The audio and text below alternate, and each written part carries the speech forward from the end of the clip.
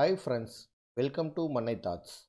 இந்த வீடியோவில் +1 ஃபிசிக்ஸில் Unit-5ல் பார்க்க போகிற டாபிக் வந்து bending of cyclist in curves.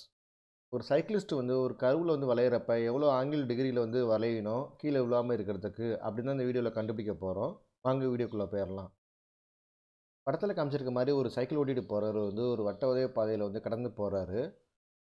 Cycle ஓட்டிகிட்டு போகிறவர் வந்து வெலாசிட்டி v அப்படிங்கிற வேகத்தில் வந்து கிராஸ் பண்ணுறாரு. வட்ட உதய பாதையோட ரேடியஸ் வந்து என்னென்னு பார்த்தீங்கன்னா 6. இந்த சைக்கிள் ஓட்டிகிட்டு போகிறவர் ரெண்டையும் வந்து ஒரு சிஸ்டமாக கன்சிடர் பண்ணிக்கிறோம். அதோட வந்து மாஸ் வந்து என்னென்னு பார்த்தீங்கன்னா m. இந்த சிஸ்டத்தோட சென்டர் ஆஃப் கிராவிட்டி வந்து என்னென்னு பார்த்தீங்கன்னா பாயிண்ட் C. சைக்கிளிஸ்ட் வந்து கர்வ் பாதையில் வந்து வளையிறப்ப இந்த சென்டர் ஆஃப் கிராவிட்டி வந்து அதே கர்வ் பாதையில் ரொட்டேட் ஆகும். இது ட்ராவல் ஆகிற சென்டர் ஆஃப் கிராவிட்டி வந்து இந்த கர்வோட சென்டரில் இருந்து எவ்வளோ டிஸ்டன்ஸில் இருக்கும் அப்படின்னு பார்த்தீங்கன்னா 6 டிஸ்டன்ஸில் இருக்கும். நம்ம வந்து இந்த சென்டர் ஆஃப் கர்வில் இருந்து இந்த C அப்படிங்கிற லைனை வந்து எக்ஸ் ஆக்சிஸ்னு எடுத்துக்கிறோம்.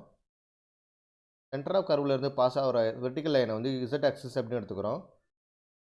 இந்த சைக்கிளிஸ்ட் வந்து Z ஆக்சிஸை பேஸ் பண்ணி வந்து ரொட்டேட் ஆகும் கர்வில் கிராஸ் ஆகிறப்ப. நமக்கு வந்து இப்போ என்ன கேள்வினா கீழே விழாமல் இருக்கிறதுக்கு எவ்வளோ ஆங்கிள் வந்து இன்க்ளைண்ட் ஆகணும் அப்படின்னு தான் கண்டுபிடிக்க போகிறோம். அதாவது இந்த சிஸ்டம் வந்து ஈக்குவல்பரத்தில் இருக்கிறதுக்கு எவ்வளோ ஆங்கிள் மெயின்டைன் பண்ணணும் அப்படின்னு தான் கேள்வியை கண்டுபிடிக்க போகிறோம். அதை கண்டுபிடிக்கிறதுக்கு வந்து ஃபஸ்ட்டு சென்ட்ரிஃபியூகல் ஃபோர்ஸ் அப்ளை பண்ணுறோம். சென்ட்ரிஃபியூகல் ஃபோர்ஸ் வந்து எங்கே அப்ளை ஆகும் பார்த்தீங்கன்னா இந்த சிஸ்டத்தோட சென்டர் ஆஃப் கிராவிட்டியில் வந்து அப்ளை ஆகும். சிஸ்டத்தில் ஆக்ட் ஆகிற சென்ட்ரிஃபியூகல் ஃபோர்ஸ் வந்து அளவு வந்து என்ன பார்த்தீங்கன்னா m²/r. ஸோ இதுதான் சென்ட்ரிஃபியூகல் ஃபோர்ஸு. இது வந்து எங்கே ஆக்ட் ஆகும் பார்த்தீங்கன்னா சென்டர் ஆஃப் கிராவிட்டியில் வந்து ஆக்ட் ஆகும். இந்த சிஸ்டத்தில் வந்து எத்தனை வகையான ஃபோர்ஸ் ஆக்ட் ஆகுது அப்படின்னு பார்த்துடலாம். ஃபஸ்ட்டு வந்து நார்மல் ஃபோர்ஸு n. ரெண்டாவது வந்து கிராவிடேஷனல் ஃபோர்ஸு mg. மூணாவது வந்து ஃப்ரிக்ஷனல் ஃபோர்ஸு F. நாலாவது வந்து சென்ட்ரிஃபியூகல் ஃபோர்ஸு. வந்து ஈக்குவல்பரத்தை மெயின்டைன் பண்ணுறதுனால நெட் எக்ஸ்டர்னல் ஃபோர்ஸும் நெட் எக்ஸ்டர்னல் டார்க்கும் கண்டிப்பாக ஜீரோவாக இருக்கணும். ஏ அப்படிங்கிற பாயிண்டில் ஆக்ட் ஆகிற ஃபோர்ஸை மட்டும் தனியாக இங்கே காமிச்சிருக்கிறேன். இப்போ சிஸ்டம் வந்து ஈக்குவல்பரத்தில் இருக்கிறதுனால நெட் டார்க் வந்து ஜீரோவாக இருக்கும். ஏ அப்படிங்கிற பாயிண்டில் வந்து 2 டார்க் வந்து ஆக்ட் ஆகுது. ஃபஸ்ட்டு டார்க் வந்து என்னென்னு பார்த்தீங்கன்னா கிராவிடேஷனல் ஃபோர்ஸ் மூலிமா ஆக்ட் ஆகிற mgab அப்படிங்கிற டார்க்கு. இது வந்து கிளாக் வைஸில் ரொட்டேட் ஆகுது. அதனால் அது சைனை வந்து நெகட்டிவாக கன்சிடர் பண்ணிக்கிறோம். ரெண்டாவது டார்க் வந்து என்னென்னு பார்த்தீங்கன்னா சென்ட்ரிஃபியூகல் ஃபோர்ஸ் மூலிமா ஆக்ட் ஆகிற mv²/r bc அப்படிங்கிற டார்க்கு. இது வந்து ஆன்டி கிளாக் டைரக்ஷனில் மூவ் ஆகுது. அதனால் வந்து இதை வந்து ப்ளஸ் சைனில் கன்சிடர் பண்ணிக்கிறோம். நம்ம ஏற்கனவே பார்த்தோம் நெட் டார்க் வந்து ஜீரோவாக இருக்கும் அப்படின்னு. அப்போ தான் சிஸ்டம் வந்து ஈக்குவல்பரத்தை மெயின்டைன் பண்ணோம். நெட் டார்க் 0 அப்படிங்கிறனால இந்த 2 டார்க்கையும் வந்து ஆட் பண்ணோம்னா ஆன்சர் வந்து 0 வரணும்.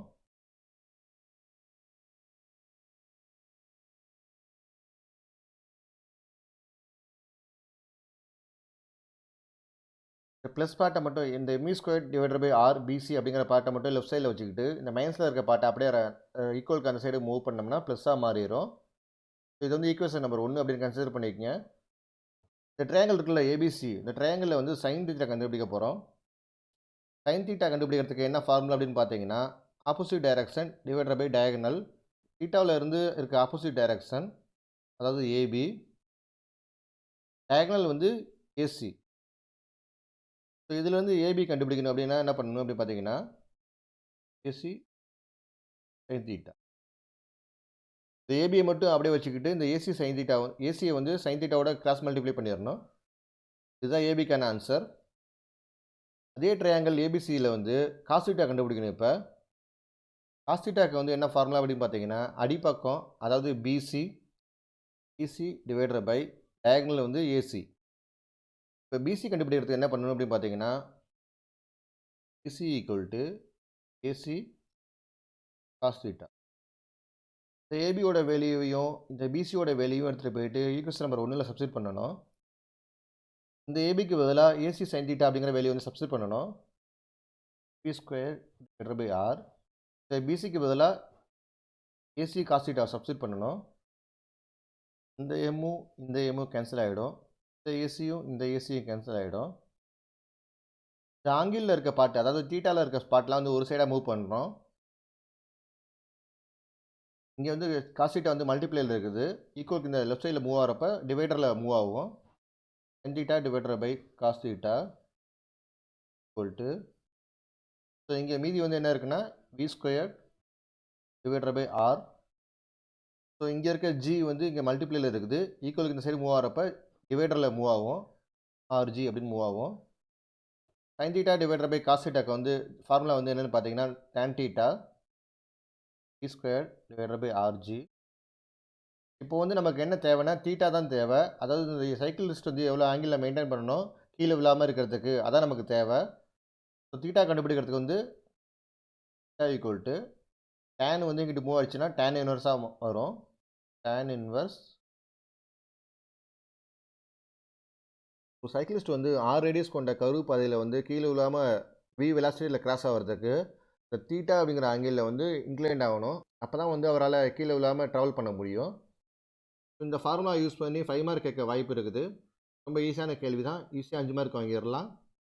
இந்த வீடியோ மூலியமாக உங்களுக்கு இந்த டாபிக் நல்லா புரிஞ்சிருக்கும் அப்படின்னு நாங்கள் நம்புகிறோம். இந்த வீடியோ உங்களுக்கு பிடிச்சிருந்தா லைக் பண்ணுங்கள். மேலும் இது மாதிரி வீடியோ பார்க்கணுமா மறக்காமல் மன்னை தாட்ஸ் சேனலை சப்ஸ்கிரைப் பண்ணுங்கள்.